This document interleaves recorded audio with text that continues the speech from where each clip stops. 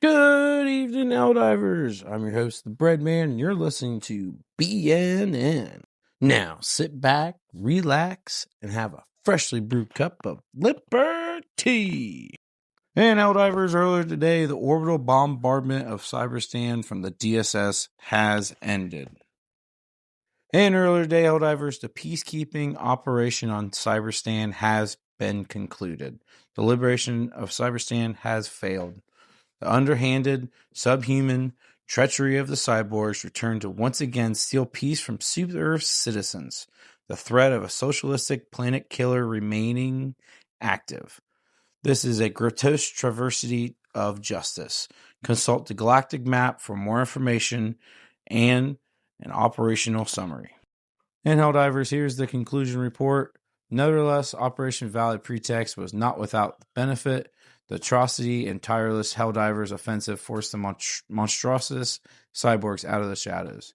The tyrannical bastion was penetrated, and their mega factories were razed to the ground. In doing so, we have generously wounded Cyberstan, a proven front of tyranny, and reduced their industrial capacity to ash.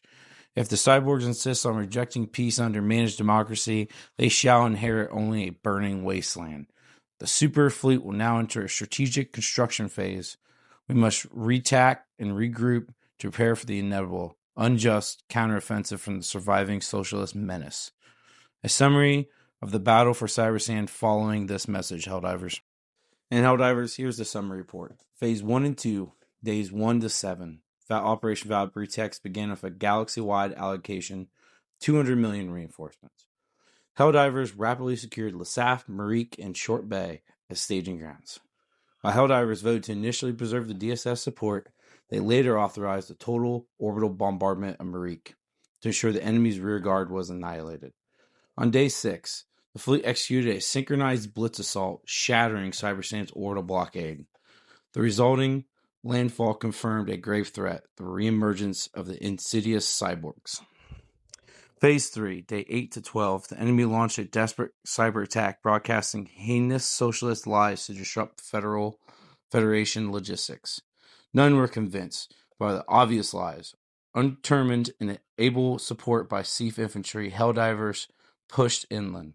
In support of Operation on Cyberstan, the Helldivers facilitated the acquisition and sale of the millions of Titan-class Terminid eggs, the vast majority of which were confirmed inert, all sales final. Additionally, rescue operations on Kurth successfully converted millions of rescue civilians into critical reinforcement budget increase. Phase 3, continuation in Phase 4, days 13 to 14. Capitalizing on this surge of reinforcements, Helldivers liberated the Anomaly and Omniparis megafactories and breached the perimeter of Starkeen. In parallel, the Seaf-12 Armored Division successfully severed enemy supply lines between the hemispheres, severely compromising automatron defenses. The assault convergence on the capital transcendence. However, the sheer density of the cyborg defense network, coupled with their underhanded tactics and their cowardly, violent refusal to accept managed democracy, saw the reinforcement budget drained beyond levels that could ensure victory. As the operation reaches limits, High Command determined enacted the terminal directive. Helldivers utilized their final reinforcements allocated to deploy portable hell bombs, high-yield manual bombardment tactics, while DSS initiated a punishing planetary bombardment. The fleet has now withdrawn to the orbit perimeter and awaits new orders. We are currently on LibCon Level 4. We're awaiting orders from Super High Command. Democracy breakdown for you: 143,000 active Helldivers, 42% are fighting the bugs, 49% are on the bot front, with a whopping 6% on the squid front. And the DSS is located on Gatria, orbital blockade ready in 23 hours, heavy ordnance ready in 23 hours, and 2-day cooldown on Eagle Storm. Let's get those donations in, Helldivers. Help support the war effort. And on Gatria, we have 31,000 active Helldivers. They have not taken any of the cities yet, and they have not have a liberation effort. They're fighting a 1.33% resistance. Breakdown for you on it. There's a low enemy resistance on this planet.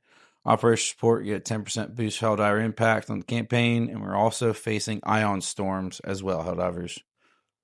In the city perimeter, we're at 0.1% liberated, about 11,000 Helldivers fighting at Resats, and Augsburg has not had any liberation yet, Helldivers. Now let's go take a look over on the bot front and see what we have here. Aurora Bay, we have about 19,000 Helldivers. They're at 0.39% liberated on the first city. We're going to get a little breakdown on that. They're fighting a 3.13% resistance level. That is very high for this planet, but is also a fabrication hub. Aurora Bay is linked to 4 planets, as we're all aware. It has a high enemy resistance currently. And you guys are going to be fighting the Incinerator Core. Make sure you bring some Salamander armor. And you'll also be facing with a flight delay at an additional 30 seconds on extract time, Helldivers. Now, points of interest, the Jet Brigade factories. They are also launching out Jet Brigades left and right from this planet. So if we liberate it, we would cripple the Jet Brigade factories from Aurora Bay and on the bot front for a little bit. And taking a look at the cities here, Eagle Mount is at 0.39%, about 9,000 Helldivers on it. Batru Belid, we have not have any liberation on that second planet at all, Helldivers. And thank you very much for tuning in for tonight's episode, Helldivers. I'm your host, the Breadman. You're listening to BNN Network. We post once a day now in longer form content just to give the news from us to you, Helldivers. Good luck. Happy hunting.